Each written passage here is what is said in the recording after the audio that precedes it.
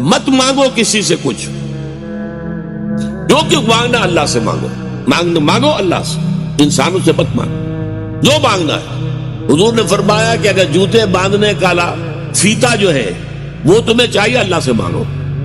ابھی اللہ کا معاملہ کس ذریعے سے پہنچا دے، کس کے دل میں ڈال دے، کیا شکل پیدا کر دے، انسانوں کے سامنے دست سوال دراز مت کرو۔ لیکن دوسری طرف اگر کوئی اپنی ہتھیلی آپ کے سامنے کر ہی دے تو اسے ٹھوکر مت مارو۔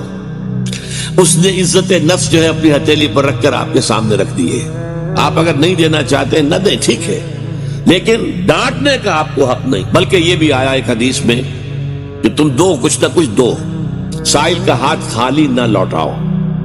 یہاں تک ایک حدیث میں الفاظ ہیں سائل کو ضرور دو، خواہ وہ گھوڑے پر سوار ہو کر تمہارے پاس آیا۔